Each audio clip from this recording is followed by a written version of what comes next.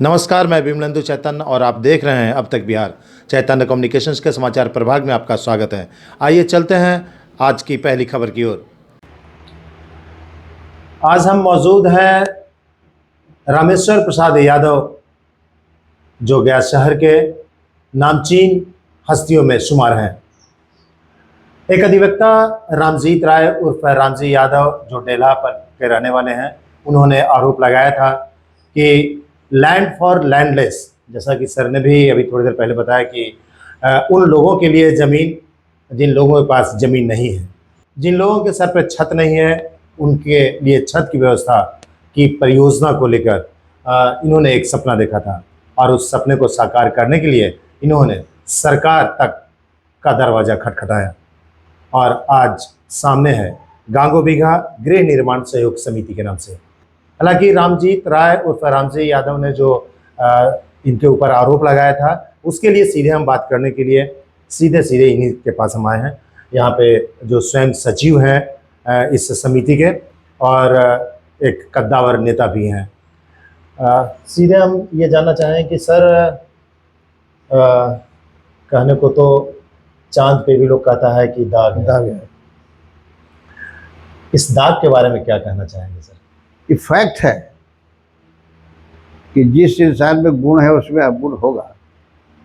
अवगुण गरीबों को नहीं लगे, इसको मैं सहयोग के रखता हूँ। अवगुण जो हम में है उसका असर गरीब अमीरों पर पड़ जाए तो कोई हर्ज नहीं है। ये जो समिति है गृह निर्माण सहयोग समिति, इसका निर्माण कृषक जनता के इच्छा से, हमारे मोती प्रसाद एक शिक्षक थे, उनके प्रस्ताव पर किया गया। रजिस्ट्रेशन के बाद हम लोग पहल किया तो सबसे पहले कृषक लोगों से संपर्क करने के बाद जो कृषक चाहे तो हम लोग को रजिस्ट्री किया। वो रजिस्ट्री हम लोगों ने जो चाहते थे मेंबर उनको दिया। शुरू में तो कोई लेने को तैयार नहीं थे। आज दुनिया में नहीं है जो नंदन शर्मा, वो बेचारे जो हैं, उनको प्रयास इतना था कि कोऑपरेटिव फला फूला और बहुत से लोग बसे। उसमें समझ ली कि अति पिछड़ा का ध्यान रखा गया है। बढ़ई, लोहार, लुसार, चमार, कुम्हार, धोबी, ये सभी लोग हैं। तो आप लोग से मैं ये कहना चाहता हूँ, और हंसी भी आती है, तकलीफ भी होती है। हंसी ही है कि सपोज करिए कोई गरीब आदमी था तो क्या बनाते हैं को 30-40 वर्ष तक उसी गरीब में जिए। अगर इस कोऑपरेटिव में घर बनाने के बाद वो कमा करके एक अच्छा व्यवसायी बन गया तो क्या बुरा हो गया? गरीबी कोई अभिशाप थोड़ी है। गरीबी से अमीरी की ओर से बढ़ रहा है हमारा कोऑपरेटिव में घर बनाने के बाद, तो हम तो खुश हो गए। अच्छी बात है। लेकिन कोशिश की गई है कि उन्हीं लोग को ज़मीन दी जाए जिसको ज़मीन गया में आवास का नहीं है। हमको लगता है कि 99% इसका प्रतिपालन हुआ होगा। ऐसे सहयोग से मान लिया भूल से 1-8% ऐसे लोग आ गए हो तब नहीं कर सकते हैं। इसमें मनोहर शर्मा का कहाँ कोई कसूर है? मनोहर शर्मा खजांची हैं। कमेटी ने तय किया है कि जमीन की रजिस्ट्री किसी के पक्ष में सचिव करेगा। तो दोषी अगर कोई है तो उसका नाम रामेश्वर प्रसाद यादव है। मनोहर शर्मा के तो रजिस्ट्री के पावरे नहीं है। अगर रामजी सिंह यादव दोष लगाते हैं तो सबूत होता है कि लगता है अनपढ़ वकील है। हम विश्वस्त हैं कि जिंदगी के किसी भी समय में एक वो वकील के कोई बहस अगर वो हमको सबूत करा दें कोई जज या जुडिशियल मजिस्ट्रेट के यहाँ, तो मैं गुलाम हो जाऊंगा। वहाँ से जो कमाऊंगा उन्हीं को दिया करूंगा। एक भी अनियमितता नहीं हुआ है। हाई कोर्ट का निर्णय आ रहा है 2010 में कि 5 एकड़ 65 डिसमिल के जो लोग रह रहे हैं उनको डिस्टर्ब नहीं करें और उनको हाउसिंग का ही मेंबर मान लें कि अपने को वकील कहते हैं। बड़ी अच्छी बात है। अब तो मरहूम हो गए। शांति सिंह का नाम सुना होगा, बड़ी तेज तरार आदमी, तेज तरार वकालत करने वाला। उन्हीं की देन है इसके वकालत का सर्टिफिकेट का। अगर वो नहीं होते तो इतना पढ़ा लिखा आदमी आप लोग को नहीं मिलता जो एक शब्द बोल नहीं सकता है। अफसोस है, ये आदमी के बाप का नाम भी रामेश्वर यादव था, हमारे दोस्त थे। उन्होंने जिम्मा दिया था हमको। लोग कहते थे, मैं कहता था कि नहीं। अफसोस यही होता है कि इनको कोई कुछ करता, हमको कोई तकलीफ नहीं थी, लेकिन इनको बाल बच्चा नहीं है। इस पर कोई कुछ करता है तो हमको अफसोस होता है। ये आदमी अगर 302 के केस में भी हमको फंसा देगा तो मैं इस पर कोई कार्रवाई नहीं करूँगा, इसलिए कि न ज्ञान इनको है और न किसी तरह के कोई अक्ल से कोई मतलब नहीं है। अभी तो बोलेंगे तो हो सकता है कि लोग कॉन्शस हो जाए। नशा करना इनका धंधा है। करोड़ों रुपया दे के कहिए कि इसे धंधा करो, हम विश्वास हैं कि आदमी से नहीं होगा। मिला के जुला के साल 2 वर्ष के बाद करोड़ों रुपया के नशाबंदी में चला जाएगा, बात खत्म हो जाएगी। ये आदमी से मैंने कभी भी कोई फायदा आमदनी की बात नहीं किया है। एक चीज़ कहेंगे कि ये आदमी को आधी रात को भी कह दिया फलाना जगह चलना है तो चलता था, ये गुण है। लेकिन जहाँ आर्थिक मदद का है, मैं 3 चुनाव लड़ा, कभी मेरे साथ नहीं गया। 69, 72, 77 एगो लोग जबरदस्ती चुनाव लड़ा दिए जिला परिषद के 2001 या 2 में। उसमें भी दूसरा कैंडिडेट खड़ा किया था, यही पे लगा के हाथ कह रहे हैं। फिर भी अफसोस नहीं है मुझे दया आती है कि इसके कोई औलाद नहीं है। अगर औलाद होता तो इसके साथ इसके कसूर पर कुछ से कार्रवाई होती, हमको हंसी होती, हमको खुशी होती, लेकिन इस पर कोई कार्रवाई नहीं हो। ये आदमी जिस तरह से हमारे ऊपर करे, मैं बेगुनाह सबूत करने को तैयार हूँ। मेरे पास हाई कोर्ट का वर्डिक्ट है, मेरे पास मंत्रियों का रिकमेंडेशन है, हाउसिंग बोर्ड के 1 से 1 पदाधिकारियों के पास है मेरे पास। अगर वो बोलते हैं रामजी सिंह तो निराधार बोलते हैं। अगर उनके पास कोई सबूत है हमारे गड़बड़ का तो पेश कर दें आपके सामने, हम माथा झुका देंगे। सर, इसमें एक बात ये आती है कि रामेश्वर प्रसाद यादव आप भी हैं, उनके पिता भी रामेश्वर प्रसाद थे। पिता जैसे आप भी हैं, पिता जैसे आप थे उनके आज भी हैं। हर उनके अवगुण को आप माफ़ कर रहे हैं। इसके बावजूद ऐसी कौन सी ऐसी बात आई जो इतना वो उद्वेलित हो गए और आप जैसे व्यक्ति के खिलाफ वो खड़ा हो गए? असल उनको कमाई करने नहीं आता है, और बिना कमाई का हमको खाने की उपलब्धि हो तो जब तक मेरे पास है मैं देने को तैयार हूँ। मेरे पास स्वयं नहीं है तो मैं क्या दूँ? यही उनको सबसे बड़ा हिस्सा है कि हमको कुछ मिलता था कहीं से वो नहीं मिल रहा है। तो दाता ही लंगा हो गया तो दान क्या करेगा? अफसोस इस बात का है कि वो आदमी हमको जीवन में एक भी पूरे जात में से ले लिए कोई रंगदार आज तक हमसे रंगदारी नहीं किया, लेकिन इन्होंने रंगदारी भी किया है, गाली भी दिया है, बुरी बुरी बातों किया है, सब माफ़ कर दिया, सब हर गई। तो फिर एक चीज़ ये, हाँ, ये तो बातें हो गई संवेदना की, पिता और पुत्र जैसे दोनों के बीच की।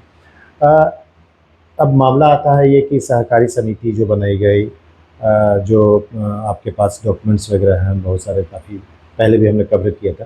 तो इसमें आखिर आदेश कहाँ का था? हाई कोर्ट का था या कहाँ का आदेश था जिसके बाद ये इनिशिएटिव लिए और उसके बाद ये समितियां बना करके ये सबसे पहले हम लोगों ने मंत्री तत्कालीन मंत्री रामजपाल सिंह यादव जी को आवेदन दिया, रिकमेंडेड बाय तत्कालीन डिप्टी मिनिस्टर जीतन मांझी। और उन्होंने रिकमेंड किया तो तत्कालीन हाउसिंग मिनिस्टर रामजपाल बाबू ने ऑर्डर किया हाउसिंग को कि इस समिति को 25 एकड़ जमीन मुक्त कर दीजिए। हम लोगों ने कार्रवाई करते चले गए। जनता से कुछ जमीन एग्रीमेंट से, कुछ जमीन रजिस्ट्री से। रजिस्ट्री जब बंद लग रहा है, रजिस्ट्री नहीं होना मतलब बाढ़ डिक्लेयर जब हो गया हौसी का, तो हम लोगों ने रजिस्ट्री लेना बंद कर दिया और एग्रीमेंट करा करके जनता को मतलब जो सदस्य थे जो जो चाहते थे, और जनता से पूछिए कि अगर खरीद उसकी है ₹1,00,000 तो 1,02,000 बिकेगा। यानी जो पैसा जाएगा रास्ता में उसको लेके जितना पड़ता हो उतना ही में। क्योंकि इसका नियम है no profit no gain. No profit. सवाल कहाँ उठता है? लिखा पढ़ी, यही राम जी यादव है, यही राम जी यादव है कि जब जमीन लेते थे लोग, सदस्य लोग, तो हाथ उठा के कहते थे 10,000 रुपये राम जी यादव को दे दो, और दे देता था लोग। अब सवाल है कि 2010 से बंद हो गया लेना देना। एवं कोऑपरेटिव भी चल रहा है, लिखा पढ़ी अति कर इंस्टॉलमेंट कर देगा, मैंने रिन्यूअल, उसमें ऑडिट रिपोर्ट फलना चिल्ला सब देने को तैयार है। एक सप्ताह का टाइम लिया गया, ये इस महीने में सब रिन्यूअल होगा। न समझे? तो अनियमितता कहाँ है, इसका जांच कलेक्टर से कह दो रामजी सिंह, वो जांच करें, देखो सब रिकॉर्ड्स को। आप लोग भी लेकर देखिए, दूसरे मीडिया वालों को बोलिए कहाँ क्या गड़बड़ी हुई है। इंसान है, गलती हो सकती है, लेकिन हमको तो भीमगंडू बाबू आप लोग जानते हैं कि जब हमसे गलती हो जाएगी तो हम दोनों पैर पकड़ने को तैयार हो जाएंगे। और नहीं, सबसे बड़ी बात है आपके अंदर की जो गलती करते हैं तो डंका के चोट पे स्वीकार भी कर लेते हैं कि हमसे ये गलती हुई।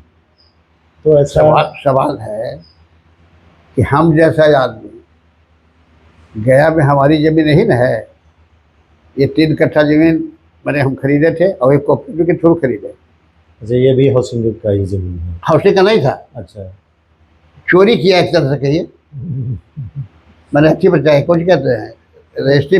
अच्छा, 1,000 रुपये में काम चल गया। अच्छा, उधर जमीन देखिए पूरे 2 कट्ठा बाद में खरीदा गया। वो रवानी थे यहाँ के, वो भी राजेश कुमार MP था, उसकी पैरवी पर सभी रोल लिखे हैं। मेरा सवाल है कि हमारा एक बेटा, एक पतोह डॉक्टर है, एक पतोह प्रोफेसर है नागमनी के, नागमनी रियल एस्टेट का काम करता है, तो 10 पैसे कभी नहीं है। तो राजा महाराजा नहीं हूँ, अरबपति खरबपति नहीं हूँ, फिर करोड़पति तो हूँ। हमारा जमीन खानदानी वहाँ से बढ़ के वहाँ खरीदा गया, वो जो खरीद हुआ वो जमीन हमको मिला है। अभी हो सकता है कि अरब का जमीन हो, ये राजस्थान वाली, तो उससे कल लेना है। स्वाभाविक। ये अलावे कहाँ है? रामजी यादव को सबूत करना चाहिए। हाँ, अभी हम बात कर रहे हैं श्री रामेश्वर प्रसाद यादव। नाम या परिचय के मोहताज नहीं हैं, गया के ही नहीं बिहार के कद्दावर नेता माने जाते हैं। और लाजमी है कि जब लोग ऊंचाई पे जाता है तो लोगों का निगाह उनके ऊपर होता है। शायद ऐसा ही कहानी है श्री रामेश्वर प्रसाद यादव का, जिस बुलंदी पर हैं आज भी हैं, क्योंकि दिल के ये बड़े साफ और बड़े उम्दा किस्म के व्यक्तियों में से एक हैं। ये गया में हमने भी देखा है, गया की पैदाइश है हमारी, और इनके जैसा व्यक्तित्व शायद कहीं कोई मिले। दिल के तो सचमुच राजा हैं, ये हम भी जानते हैं, क्योंकि पैसा तो आता और जाता है, और लक्ष्मी है चंचल है। थोड़ी देर पहले भी बात कर रहे थे कि जिसके पास लक्ष्मी आ जाता है तो वो अंधेरा का शिकार हो जाता है। लेकिन देखने में भी उजाले में हैं भी वाइट कॉम्प्लेक्स के, और दिल के भी ये साफ़ सुथरे हैं। बहरहाल इनके ऊपर आरोप प्रत्यारोप तो लोग लगाते रहेंगे, लगता रहेगा, ज़िंदगी है, ऐसे ही चलता रहता है। लेकिन इससे दरिया दिली ही कहेंगे कि जिन्होंने इनके ऊपर आरोप लगाया है उन्हें भी ये आज भी कहते हैं कि सारा आरोप हम स्वीकार करते हैं, और इनके आरोप को हम माफ़ भी करते हैं। इतना ही नहीं, सब कुछ उनके ऊपर वार न्यारा करने को तैयार है। ऐसे व्यक्तित्व के धनी को हम यहीं पे विराम लेंगे और ये कहेंगे कि समस्या का समाधान समस्या नहीं है, समस्या का समाधान समाधान से होता है। धन्यवाद। मैं रामेश्वर प्रसाद यादव एक व्यक्तिगत आदमी नहीं हूँ। 1984 में आम जनता के पुकार पर हमारे कुछ सहयोग ने एक गृह निर्माण सहयोग समिति, जिसका नाम गांगो भी रखा गया, की स्थापना की।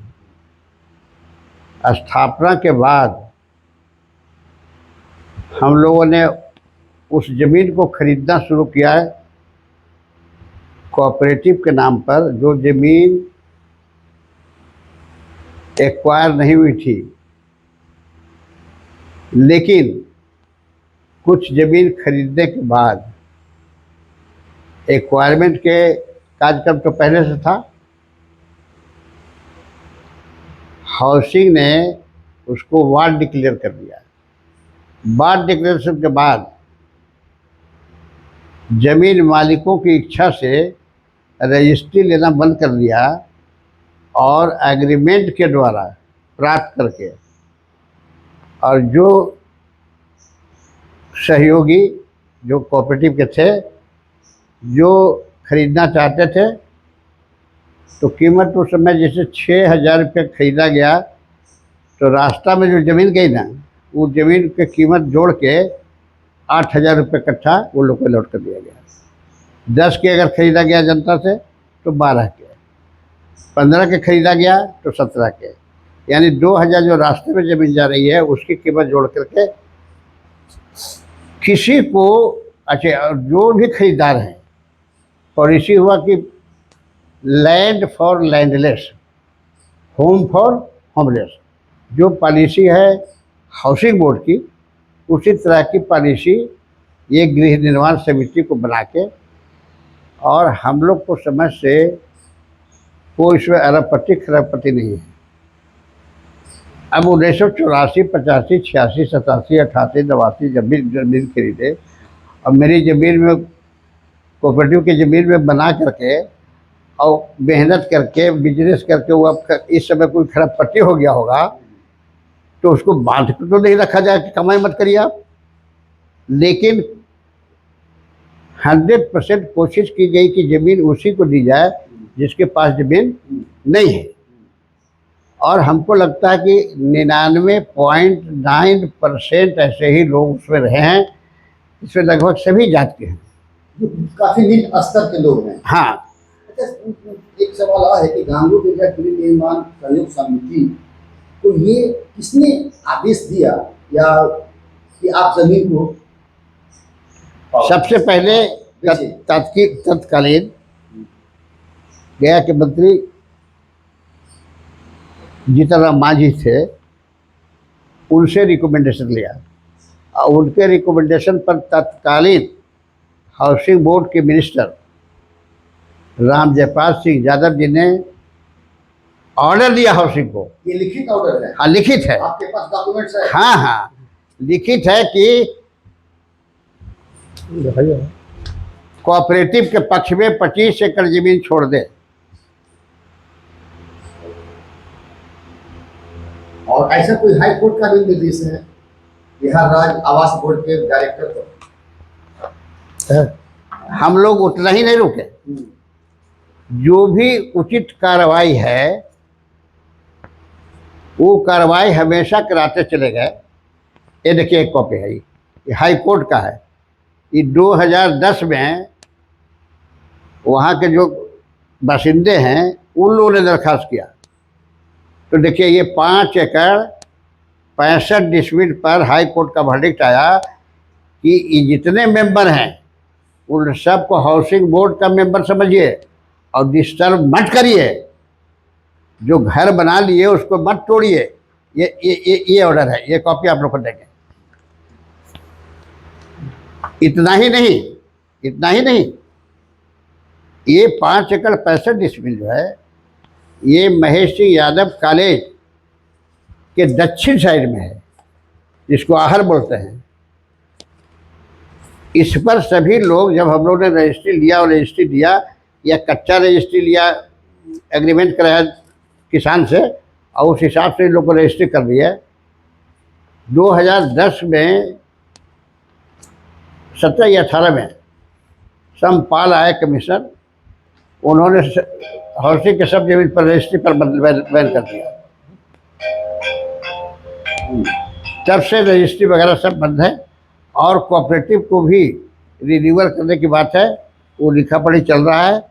यानी कहने का मतलब कि जिनको जो जमीन मिल गई, लेकिन हम लोग को फिक्र था कि टोटल ज़मीन 25 एकड़ नहीं हमको चाहिए, हमको सिर्फ 9 एकड़ 81 डिसमिल चाहिए। उसमें 5 एकड़ 65 डिसमिल पर हाई कोर्ट का फैसला आया और हाउसिंग को मिल गया। 4 एकड़ 16 डिसमिल जो महेश सिंह यादव कॉलेज से पश्चिम है, उस पर कब का है ऑर्डर देखिए तो,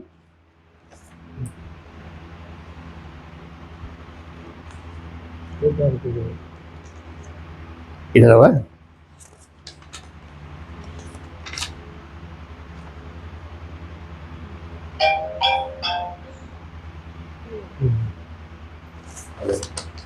कैसे है 20/8/2023 20,208 का ये। इस पर 4 एकड़ 16 डिसमिल पर हाई कोर्ट का निर्देश हाउसिंग बोर्ड को हुआ कि डेट वगैरह डेट पढ़िए तो कितना का है 24/8/2023 24/8/2023 को कि 5 एकड़ 65 डिसमिल के जगह पर 9 एकड़ 81 डिसमिल पड़े और वो मैनेजिंग डायरेक्टर हाउसिंग को लिखा कि आप इसे सहमति 6 सप्ताह के अंदर दीजिए। मैंने 8 सितंबर 2023 को अपने एक दरखास्त दिया हाउसिंग के मैनेजिंग डायरेक्टर को, जिसका ये देखिए कॉपी है, लेकिन अभी तक उन्होंने नहीं कहा था। तो अभी केंद्रीय मंत्री बाबू जीतन राम मांझी, क्योंकि वही रिकमेंड किए थे सबसे पहले, और उन्हीं को जिम्मा दिया गया कि ये हाउसिंग बोर्ड के मंत्री से कह के और हाउसिंग बोर्ड का मैनेजिंग डायरेक्टर से ऑर्डर कराइए ताकि उधर भी लोग बसें।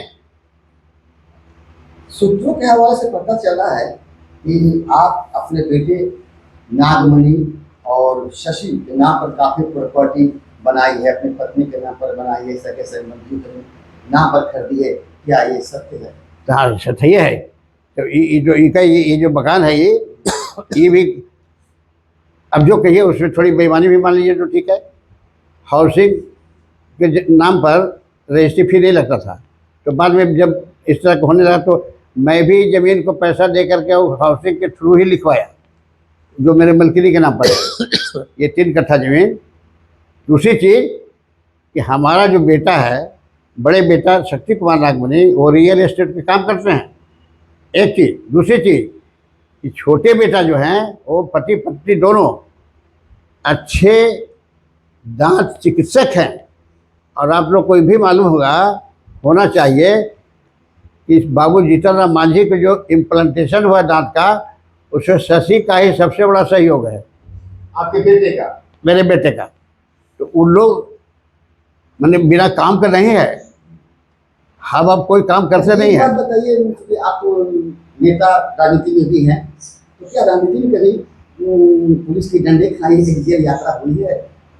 हमारा जेल यात्रा रात भर के लिए बाबू जगदेव प्रसाद के साथ में तो कोतवाली पट्टन में हुआ था एक बार, और उसके बाद उपेंद्र वर्मा के साथ में परैया में जब हम लोग रिवोल्ट कर रहे थे तो डंडा खाए थे, लेकिन मैं छोटा था, उम्र अधिक देह का। उपेंद्र वर्मा बड़ी लंबा चौड़ा था, मैं उन्हें भी लिपट गया तो लाठी उन्हीं पर पड़ा। अच्छा, आप पर आरोप लगाए गए हैं, हाईकोर्ट के एडवोकेट हैं रामजीत राय, तो रामजीत राय हाई कोर्ट नहीं है, सिविल कोर्ट में। हाँ। लेकिन जो बाहर कोर्ट में तो लिखा हुआ हाई कोर्ट वकील ही लिखा हुआ है, मैं तो मैंने पढ़ा है। हाँ पढ़ा है रामजीत राय हाई कोर्ट वकील, लीगल सिविल कोर्ट के वकील हैं, इन्होंने जो आप पर आरोप लगाया है कितना सत्य है एक लाइन में? न न, वो वैसे आदमी जो वकील आज तक बहस नहीं किया, अब सोच लीजिए कि सर्टिफिकेट उनका कैसा होगा। उनसे आप लोग से आग्रह है कि पूछिए कि कभी एक आध केस में जब से आपका रजिस्ट्रेशन हुआ है 11-12 में एक आध वो बहस किया है आप? अगर वो बहस किए होंगे तो जो बोल रहे हैं सो सच बोल रहे हैं। अगर बहस नहीं किए होंगे कोई मुवक्किल के, तो जो बोल रहे हैं सो झूठ बोल रहे हैं। और ताज्जुब की बात यह है कि अब हमको समझना पड़ रहा है कि वो लगता है कि बहुत बड़ा सेठ है। ये जो नया 4 एकड़ 16 डिस्ट्रिक्ट की बात है, वो जो एफिडेविट से अलॉटमेंट हुआ है उसमें उनकी पत्नी के नाम में भी 2 कट्ठा जमीन है। उनकी उनसे पूछ, पत्नी के नाम पर भी जमीन है हाउसिंग बोर्ड में? 2 कट्ठा अच्छा, नहीं, खोपड़ी में है। अच्छा, प्रॉपर्टी नहीं है। अब रामजी बाबू वो बड़े आदमी हैं, पैसा कौड़ी का धनाढ़ हैं, भले दारू पीने में सब खत्म कर दिए, इसमें हमारा क्या दोष है? और हमको लगता है कि आप लोग के सामने आए भी होंगे तो बिना दारू पी नहीं होंगे। और इसके अलावा काका किए हैं, आप तो इंक्वायरी हम करेंगे। वो कौन कोरी के साथ झंझट चल रहा है। अभी एगो 22 लाख का घपला की बात आई है, सब डॉक्यूमेंट आएगा तो आप लोग को दे देंगे। सरकार से क्या उम्मीद करते हैं, आप चाहते हैं इस मैटर पर सरकार से क्या आपके? मुझे अफसोस है कि रामजी यादव आदमी जिनको ना आगे नाच न पीछे पगा, बीच बाजार में लोटे पगा, ऐसे आदमी पर कुछ कोई खतरा भी करता तो हमको सबसे ज़्यादा अफसोस होगा। ऐसे आदमी को मैं सबको कहता हूँ जितना बड़ा कसूर करे इसको माफ़ कर दीजिए।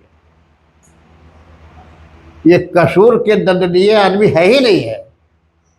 ये आदमी का एम है खाओ पियो और मौज करो।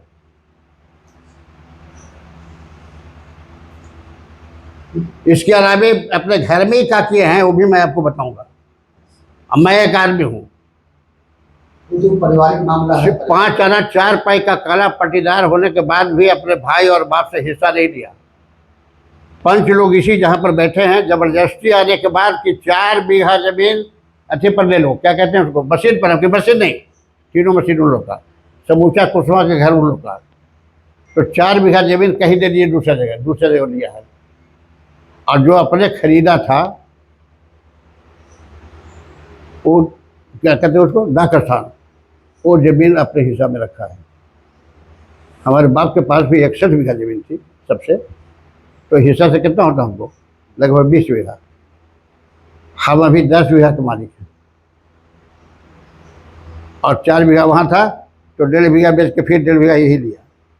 कहने का मतलब है हमारी प्रॉपर्टी को जो खानदानी है उसको छोड़ के कितना हम खरीदा है, कितना बेचा, कहाँ से बेचा, कोऑपरेटिव से बेचा, इसको इंक्वायरी कर ले। इनकम टैक्स पकड़ाएं तो मैं जेल जाने को तैयार हूँ। रामजी बाबू को आशीर्वाद देते हैं और हम कहते हैं कि निंदक लीजिए रे राखिए, आंगन कुटी छवाए, बिन पानी साबुन बिना निर्मल करे स्वाद। राम जी सिंह को मैं दाद देता हूँ कि वो जो किया है तो कुछ हमको फायदा होने वाला है।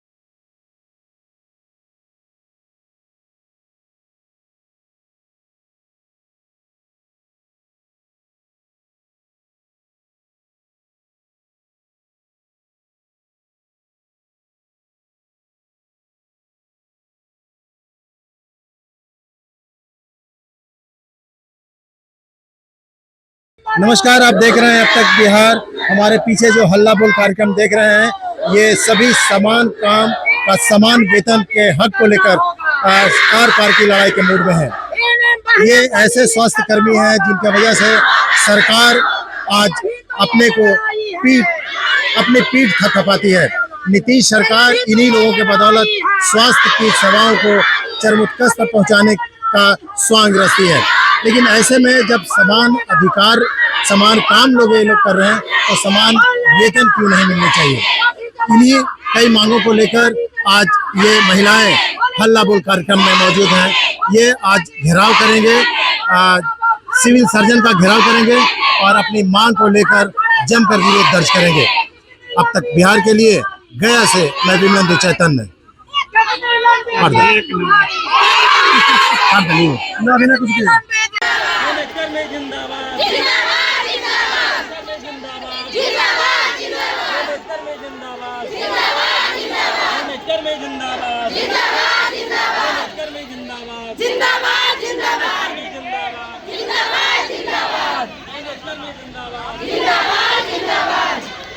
समान कार्य समान वेतन देना होगा, देना होगा। कार्य समान वेतन देना होगा, देना होगा। नहीं चलेगी, नहीं चलेगी। कार की मनमानी नहीं चलेगी, नहीं चलेगी, नहीं चलेगी। गैस अटेंडेंस हटाना होगा, हटाना होगा, हटाना होगा। अटेंडेंस हटाना होगा, हटाना होगा, हटाना होगा। इनकलाब जिंदाबाद, इनकलाब जिंदाबाद। सरकार की दोहरी नीति बंद करो, सरकार की दोहरी नीति बंद करो। यो जुल्म के टक्कर में, जो जुल्म के टक्कर में इनकलाब जिंदाबाद, हमारी मांग जायज है, हमारी मांग जायज है। वक्त देना होगा, देना होगा, देना होगा। देना होगा, देना होगा। जिंदाबाद, जिंदाबाद, जिंदाबाद। उपस्थिति रद्द करो, उपस्थिति रद्द करो। तारीख को अचानक सरकार के द्वारा, जबकि विगत वर्षों से तमाम एनआरएचएम कर्मी जिला का जहां प्रशासन नहीं पहुंचा, जहां नीतीश जी का सुशासन सत्ता नहीं गया, उस पहाड़ी इलाका पर ये एएनएम लोग टीकाकरण से लेके स्वास्थ्य का सभी सुविधा पहुंचाने का काम किया गया। जबकि वहां न नेट है, न वहां क्षेत्र है, न उनकी दर्री है, न उनका बैनर है। सरकार का कोई भी चीज वहां उपलब्ध नहीं है। सिर्फ ही अपने मेहनत के बल पर पीएससी से सामान ले जाके बोड़ा बिछा करके सरकार का 100% काम सफल बनाए। इसके बाद भी सरकार के द्वारा एक तुलगी नीति बनाकर इन बहने से और तमाम एनआरएचएम कर्मी से सरकार ने कहा कि आप 3 बार फेस हाजिरी बनाए, जो 9 बजे से लेके 5 बजे तक 3 बार उपस्थिति देना होगा। जबकि वहाँ नेट का सुविधा नहीं है, वहाँ अपना कोई भवन नहीं है। उस परिस्थिति में सरकार किसके राय पर चल रहा है जो पता नहीं चल पा रहा है।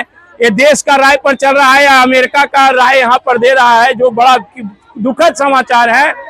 इसके विरोध में 6 तारीख से बिहार का तमाम एनआरएचएम कर्मी अनिश्चितकालीन हड़ताल पर चले गए हैं, जिससे स्वास्थ्य का काम ठप हुआ है।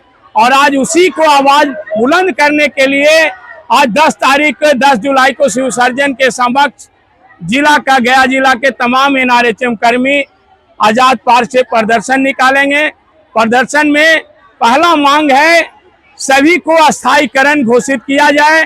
दूसरा मांग है समान काम का समान अधिकार, इसमें समान वेतन समान अधिकार दिया जाए, जिससे कि एक एएनएम ट्रेनिंग करके 50,000 और 70,000 वेतन उठा रहा है और उसी कॉलेज से ट्रेनिंग करके आई हुई एएनएम 12,000 11,000 उठा रही है, जीएनएम उठा रही है, सीएचओ हैं।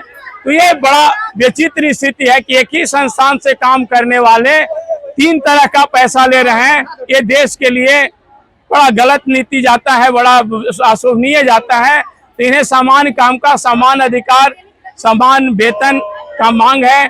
तीसरा है सूत्रवर्तीय क्षेत्र, जो बहुत दूरों तक क्षेत्र है, जैसे डुमरिया है, आपका मोहनपुर का बहुत सा क्षेत्र है, बहुत से ब्लॉकों का दूर दूर क्षेत्र है, वहाँ जब तक के स्वास्थ्य सुविधा पूरी तरह से नेटवर्क से जोड़ नहीं दिया जाता है, तब तक जो चल रहा है पुरानी काम उसको लागू किया जाए। और उसी कार्य से बिहार सरकार जो नीतीश जी का सरकार है, जो 4-4 बार देश में इनाम प्राप्त कर चुके हैं यहाँ का हेल्थ के कारण, इन लोग का मेहनत का कारण, सरकार से यही मांग है कि इन लोग का पूर्व की तरह जिस तरह से हाजिरी बनता था वो हाजिरी बनाएं, और इनकी मेहनत का जिस तरह 4 इनाम प्राप्त किए वो 5वां इनाम प्राप्त करने का कोशिश करें।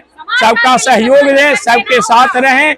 इसी मांग के साथ मैं चितरंजन सिंह, बिहार चिकित्सा जन स्वास्थ्य कर्मचारी संघ, जिला मंत्री गया। डिमांड है कि हम लोगों को नियमित किया जाए। हम लोगों का बहुत शोषण होता है। हम लोगों को हॉस्पिटल में जब पीएससी में एसडीएच में काम करते हैं तो बोला जाता है ये तो संविदा कर्मी है, परमानेंट से ज्यादा काम करके देते हैं हम लोग। वो लोग तो आती हैं 11 बजे ड्यूटी और 1 बजे वापस चली जाती हैं। हम लोग सुबह 8 बजे आते हैं, 4 बजे जाते हैं, फिर भी बोलते हैं ये तो संविदा कर्मी है। हर बात में हम लोगों के साथ दोहरी नीति की जाती है। क्या नाम है? प्रीति टिकारी से। हेमा कुमारी, मैं यही यहाँ इस आशा के साथ आई हूँ कि मैं संविदा कर्मी हूँ। 10,000 पे हम लोग का ज्वाइन किया गया और उसके बाद भी अभी तक जो था हम लोग सह रहे थे 1.5 साल से, लेकिन अब जो सरकार की नया नियम जो लागू हुआ है उस अनुसार हम लोग, एक तो मैं यहाँ की 6 जिला पार करके मैं यहाँ काम करने आई हूँ, अपना बाल बच्चा फैमिली सब छोड़ के, ठीक है, हम कर रहे हैं, लेकिन फिर भी इसके बाद भी यहाँ दोहरी नीति चल रही है, व्यवहार दूसरा, संविदा जैसे है हम लोग को ज्यादा काम कम पैसा, तो फिर ये कितना दिन चलेगा? हम लोग भी बर्दाश्त नहीं हुआ तो अब फिर फेस अटेंडेंस है तो अब तो खैर आंदोलन चलेगा। नाम बोलिए। प्रेमा कुमारी, फतेहपुर। सोनी कुमारी, जीएनएम टेकारी। सर, हम लोग को इतनी हीन नजरों से देखा जाता है। सारे परमानेंट जीएनएम कहते हैं, ये संविदा कर्मी क्यों आए यहाँ पे? सारे परमानेंट कहते हैं, ये संविदा कर्मी क्यों आए यहाँ पे? इनको हम लोग पीएससी में काम नहीं करने देंगे। हम लोग का समान काम में समान, हम लोग को समान काम में समान वेतन होना चाहिए। और पुराने वाले तो हम लोग कम काम नहीं करते हैं, वो लोग तो आते हैं लेट से चले जाते हैं बहुत जल्दी, और हम लोग है कि जो टाइम में जाते हैं वो टाइम को निभा करके हम लोग चले आते हैं, लेकिन हम लोग के प्रताड़ित भी बहुत ज्यादा किया जाता है।